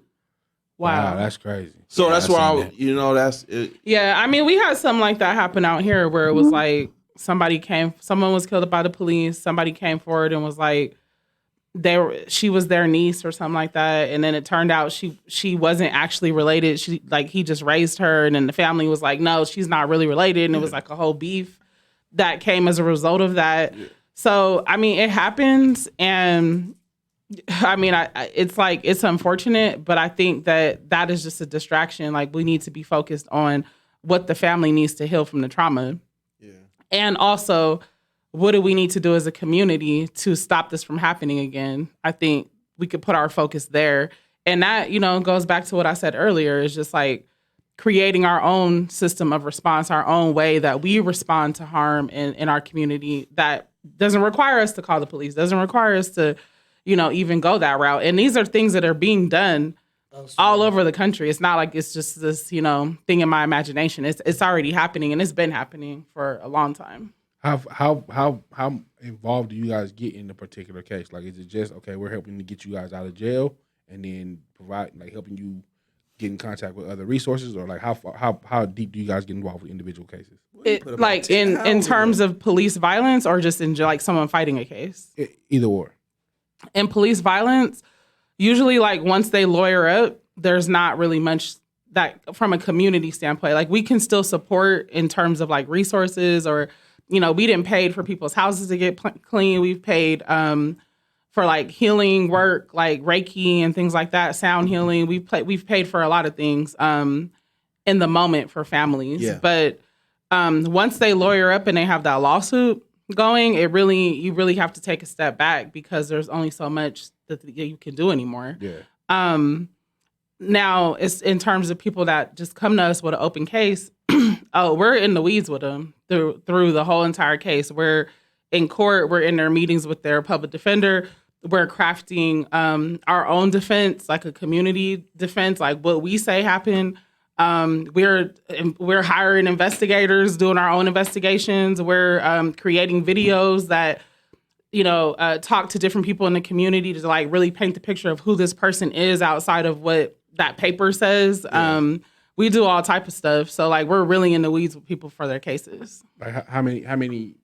I won't say right now, but just at any given time, how many active cases are you guys involved in? I think we have like 10 right now. Over 10. And it's a lot. It's a lot. And again,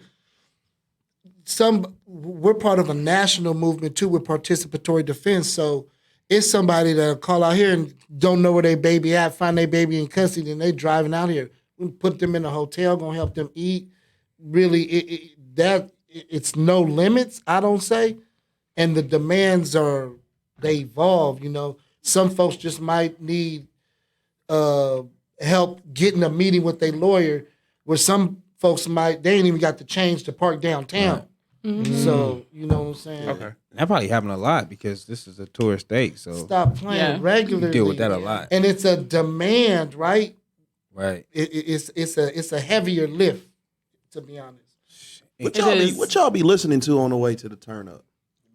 Man, listen. Like, I if it's real serious, I like The Roots, How I Got Over. I feel like that project that'll get me ready. Because again, I'm embracing trauma when I hit that courtroom. It ain't never smell bad, the jail, all that. So you got to be in a mindset. We really on some trying to help some. So when this graveyard series, again, I just sat at a trial not even 10 days ago. Intense, So that's my go-to project. I salute you, brother, because me walking in the courtroom, yeah, I better have a case on me because I ain't just coming to see nobody. Right. To help, man, I'm outside, y'all. I got the call. And they don't want us in there either. They don't. They try to come in with every reason. We'd be like, "This is a public hearing. I don't have to have a case to come in here," because they'll ask you like, "Oh, do you have a case? Like, what are you coming in here for?" I'm his cousin. Especially during the COVID, right? So they really were stopping y'all. COVID changed the game, and what we're experiencing now is no pun intended, Katrina broke. So now they just having backlog cases, and they just forcing you to take a plea now. So we thought we were in a plea bargain culture before. Now, you've been in there sitting still. The county jail time is hard because it's basically 23 right now in the 23 and 1, in the COVID kind of pandemic. So now they forcing you. The brother Leonard Glover that went to trial, they tried to offer him a plea right before the trial started. They just want you to take the plea, and we're gonna see that intensify. Earlier we asked how do you recharge, but how do you decompress? Like what do you do to lay all these burdens down? Like me personally, I've learned to trust the precious blood. You know what I'm saying? Okay. So I gotta unwind somehow. And like I say, I'm an avid pot smoker. I believe that, I'm an avid smoker. Yeah, I'm chiefing, like it is medicine for real.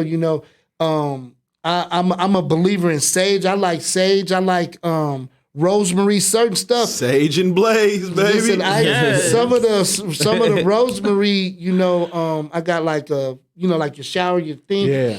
Just I can smell it good, and it does it. One of the fresh sage too. You don't even have to have the sage just burnt. Just get the deep smell of the fresh sage. And that helps release some of the tension you feel. It just helps relax me. That's all I'm trying to get, because I'm a pretty even keel. I try to take my partner's life. Yeah. And I fucked up the ramifications for that decision. I don't want to argue with nobody ever. Yeah. I don't want to argue, so I'm that by default.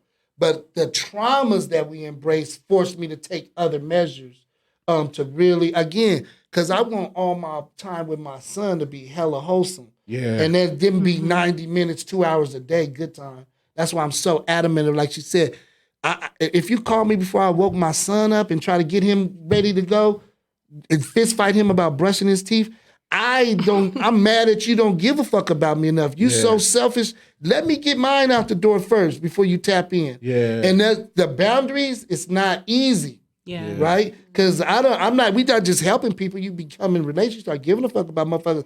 But what happens is we're looked at as almost like angelic almost. Right. Like it ain't I'm struggling too. I'm regular. Yeah. So Right. it's a vaulted expectation or interaction. They expect more than you can humanly give.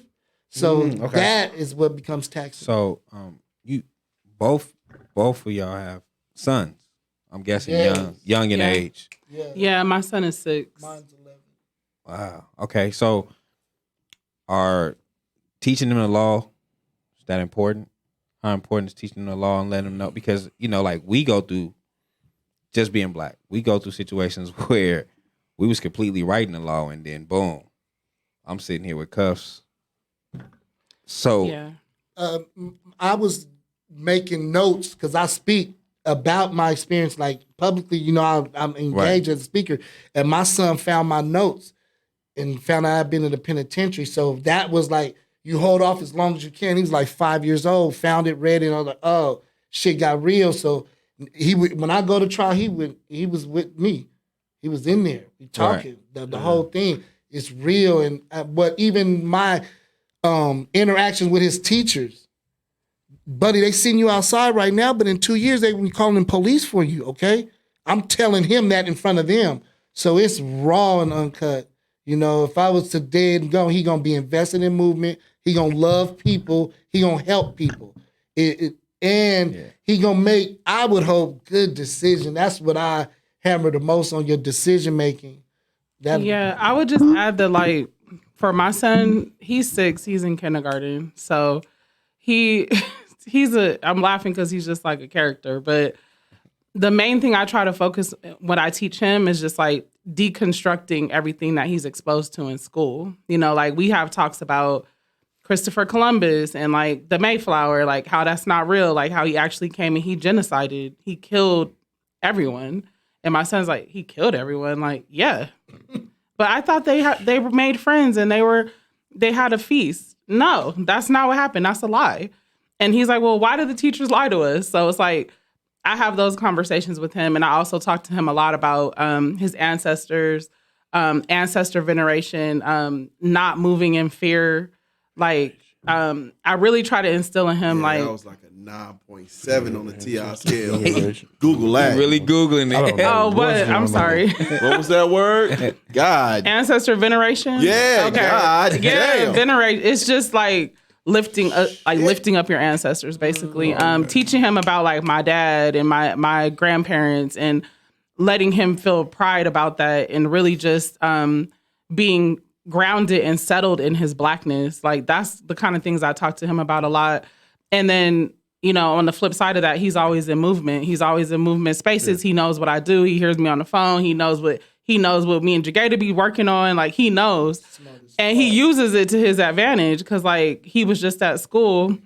The teacher, he didn't like what the teacher said or whatever. He knocked down the goalpost. Oh, damn. They were playing soccer. He knocked down the goalpost, got lunch detention, refused to go. And then the teacher, tried to like guide him there. And he like, did one of those. And she's like, oh, he tried to swing on me.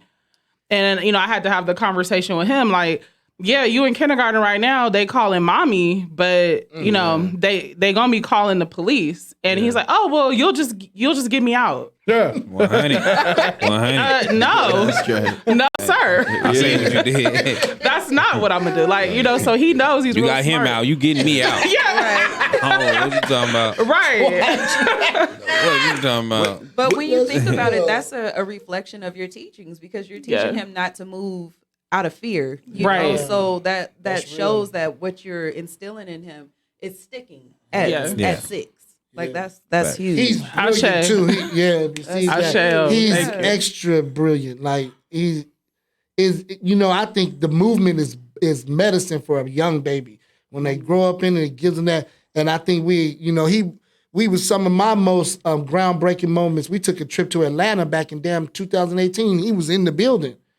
So he's been invested that, and I see the byproduct of in the community giving a fuck about him too. Like he's Yeah. extremely loved. Yeah, it's a by- real village mentality. Like, with movement, that's one of the good things about it is a village, especially me being a single mom of a Black boy. I tap into Jagada like all the time. That's like his other child. So like the incident that I just talked about at school, I was like, Jagada, you need to go talk to him. And so Jagada went and picked him up at school. And my son, his name is Nasir. He was like, oh, I was like, That's a great name. yeah, Nas. That's a That's what great we call him, name. Nas too. So, but yeah, I was like, Jagada's gonna pick you up from school today and talk to you about your behavior. He's gonna get greater later. 'Cause, Yeah, No, he that's is. crazy. Really like 50. Oh Give him God, some time. yeah. Give him some time. Big money.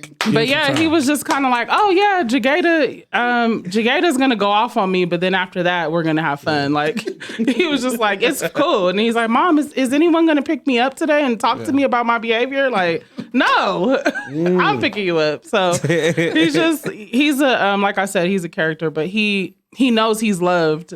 He knows he has a lot of role models that care about him. And just like, I'm glad that, like, especially with Jagada, like he's able to see affection from a man, Jagada, I'll be like, Jagada be kissing on my baby. Like, I love that because he knows like, it's okay to show love. It's okay to show affection. So, and especially at, cause he's only 6. So he has a lot of shaping to be done. So. With your pops being in the movement, why aren't the movements more highlighted from the South? Like most of the movements I hear, especially when it comes to like the Black Panther Party, it'd be like the West and the East, but Midwest too a little bit. I don't hear nothing. in the South. It just the civil rights Yeah. movement, kind of like. I think I think in general, like movement history is not highlighted. It's just certain people are highlighted, like Martin Luther King Jr., for instance. But it's like he was purposefully put in that place of being like the face of movement because of who he was, and there was a whole like organizing body that was like actually moving shit like underground that are like unknown organizers. You know what I mean?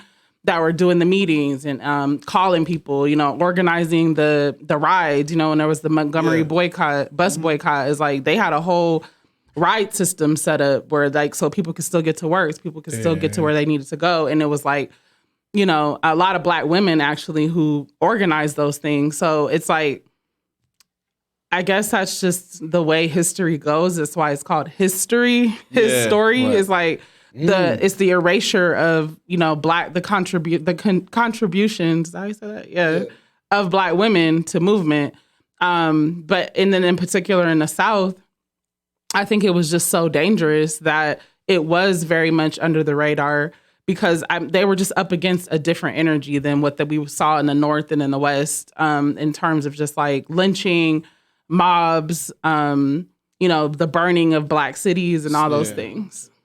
So That's why, what I mean, not to pit the brothers up against each other, but that's why I really don't be liking, when people kind of slander the brother a little bit, when they, Martin a little bit, man, they be slandering him a lot when they come up to Malcolm, and I'm a Malcolm guy. I'm a Malcolm guy, but I never seen Malcolm in the smoke. That's a deep one. I ain't never seen him in the smoke. Yeah. But shout out to Malcolm. And there wouldn't be no I think there wouldn't be no Martin without Adam Clayton Powell. I think that needs to be said too. Say that. He was molded in his image. Yeah, and I think too it's like especially in movement, like kind of like what Jagada was just saying, like you get put on this pedestal where it's like, you know, you're supposed to just be this perfect person all the time. That's like a savior for Black people, and it's like no, like niggas have real problems, like you know what I'm saying. So did Malcolm X, so did Martin Luther King Jr., whoever. They all had real lives and went through real shit in the background. So I think if we can just kind of get back to reality and realize like these are human beings, that would kind of help in terms of like how we pit icons against each other, you know, because they were both great in their own regard. You know, I'll go with Malcolm. I'll rock with Malcolm, though, but you know, I mean, they both. I think they both were great. You know, I myself is a student of Malcolm, but I just think Martin spoke a different language. Yeah. You know what I mean? It got him in rooms that a more digestible language. There you go. And that goes back to your earlier question about like how do we all these different movement philosophies, how we kind of coalesce with each other. Yeah. That's how it's like we're all on a path to Black liberation. We might have different means of getting there, but we're all on the same kind of journey to a you know, this freedom destination. So yeah, it's okay. It's like it's not just one way to organize. There's not one way to get free. Like you do what you do, I'll do what I do. And we all gonna keep doing it until we get to where we're going. So I think that's how we're able to like navigate these spaces and like be cool with everybody and hold everybody accountable too, because it's love and rigor. You know, that is kind of at the root of what we do. It's like, yeah, we love you, but you know, I'm gonna let you know that was fucked up or like this was not cool or whatever. So it's like just maintaining that balance. Okay. Well, y'all got anything before we? I do. We bailing out Black moms, so please tap in, get on our Instagram Mass Liberation Project, and you can help us by donating. You can help us by getting involved, helping us post bails. There's a lot of different ways you can get involved, but definitely we're bailing out Black moms. It's our 5th year doing it. We always get Mother's Day coming up. Yeah. You guys did it. It was last Mother's Day, wasn't it? Yeah, this is our 5th Mother's Day doing it. We do it every Mother's Day. Yeah. We had the sister. No, we had Kiko. No, more than the hashtag. Okay, Desiree. Yeah, she helps us every year. Fresh off of that. Yeah, she helps us every year. Yep. No time for Desiree. Yeah. So it's like, you know, we always get pushback like, oh, why are y'all only focusing on Black women? Like, what about the other women? Or like, what about Black men? And it's like, listen, you know, we gonna focus on Black women right now, especially because Black women are, you know. Are there any qualifications for this? Are there any qualifications? Like, is it just minor? Be Black. No, that's really it. It's just like have a bail that we can afford and be a Black woman. That's pretty much the qualification. I was blessed to go into the county jail last year to let a mama know we was coming to get her, you know, to bail her out. Because again, they don't know. We found them, locate them, and get all that. But just that's heavy. You know, she was overjoyed. That was definitely something that I felt like I had to experience. She couldn't believe it. You know? Yeah. I mean, the 15-minute video, 15-minute window, I've got to at least 12 minutes tell her, no, this is serious. You know, so that's the energy I'm moving on again this year. There's some Black mamas that don't even know that they coming home. Thank you, white man. Thank you. That's the partner right there, the tech crew. He gonna get you one of these days. You call him white. Man don't even look white. What's going on? I have a question. So, is there any restrictions as far as like you committed this crime? We're not fucking with you because you did this, or is it just if you're a Black woman and it's Mother's Day, we bailing you out? We don't care. We don't care about. Well, no, because there is no requirement like, oh, we don't, if you did this, then, we're not going to bail you out. No, because if you have a bail, that means that a judge has looked at it. A judge has said, this is an amount that we think is good enough to ensure that this person's going to come back to court and that the public is going to be safe. So we're going to just go ahead and pay that. And then it's not just like, we don't just post bail and then be like, okay, good luck with everything. Like, What if the return record is bad? Yeah, that's not a factor. We just taking chance. Yeah. And this thing, our scenario is different too. Excuse me. Sis, Go ahead. Where that we ain't bailing out. When you, like, if you got a case right now, you have somebody hit a bail bondsman, and they'll come and get the 15% or the 10%. We posting out the bails in its entirety. So if you locked up for 7 bands, it might be you could get out for 1,000 or something. But no, we're gonna pay the whole 7 bands. And if you fumble and say, fuck it, I'm going to New Mexico, we lose all that bag.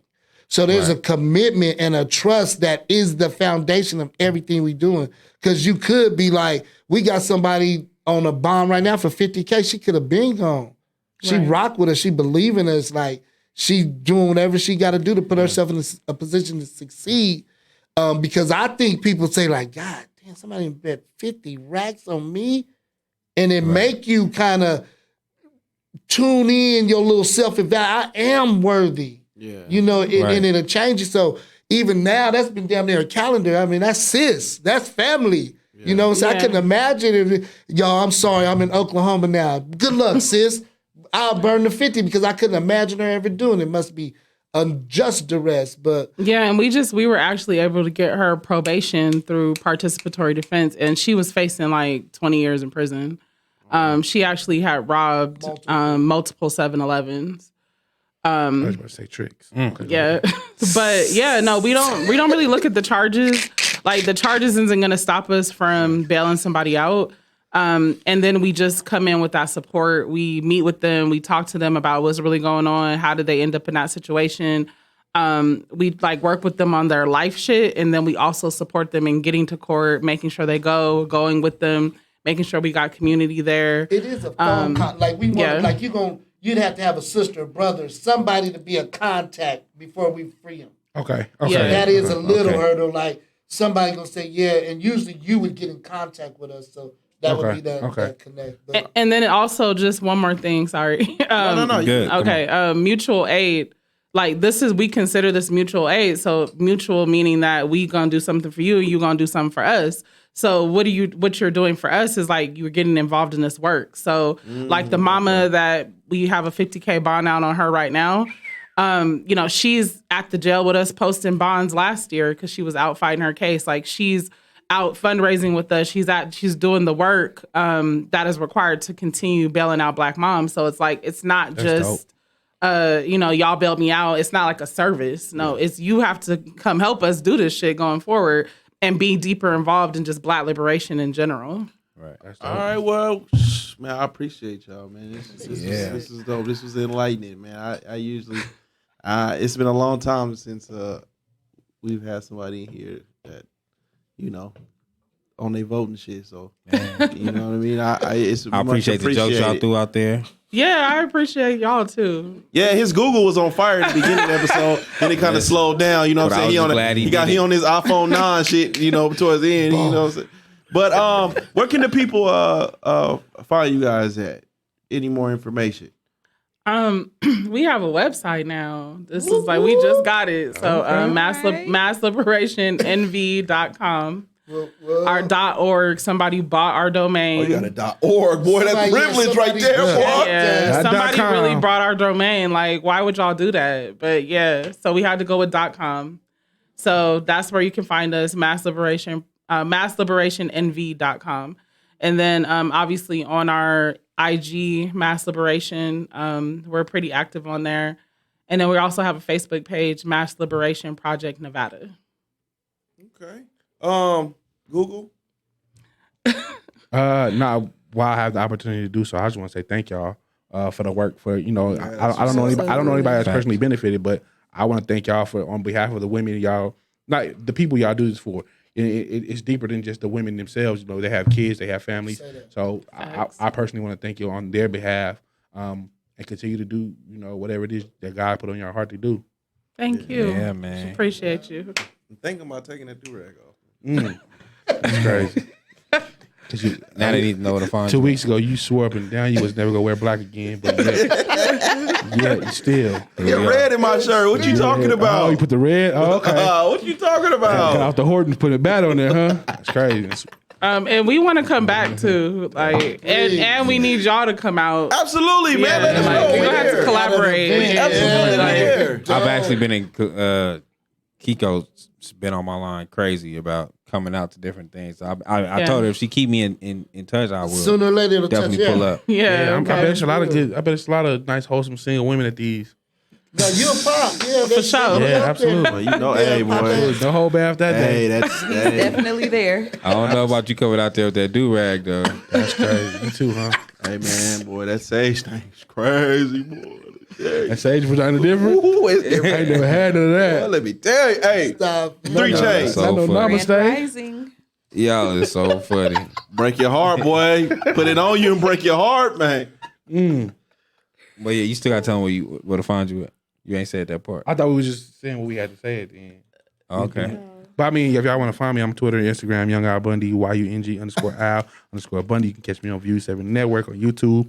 And in 2-3 days, 3 days, it's man. live show season. Yeah, I Y'all hope know you don't. we I gonna be hope you don't come in there dressed like Kyle from Jagged Edge. at- That's crazy. He showing the waves that day. Bringing the waves. The one, Just bringing the wave. don't wear them Air Force Ones you wear to every special event, and we'll be all right. We'll figure everything else out. We'll figure everything else out. Don't worry about that. Oh man. Don't put them motherfuckers. Oh man. That Google shirt fell out of a pinata, nigga. Skinny Junior 777 on Instagram, man. YouTube Code 7. YouTube View 7 Network, man. Y'all can find me both on IG and Twitter at Shayna_Candy. That's say, SHAYNA_KANDII. Make them say. Okay, with your My trigger fault. I hat didn't say nothing. I had a song in my heart. My fault. Don't talk on Von Dutch. My View 27. Yeah. Hey man, you can follow me on Twitter at Just Call Me Smith. It's JUS. Call me Smith. You can follow the podcast pages on Twitter at Views for the 7, on Instagram at Views for the _7. Hey man, that got our logo on it. Yeah, dude. That nigga said the Von Dutch. He didn't get that hat from Bells though. The homie made these hats, man. What is y'all And doing right now? on Facebook at Views for the 7, man. We up out of here. Thank you guys, man. Love Thank you and so respect. much, Thank man. you all. We up out of here. Peace. Yeah, man.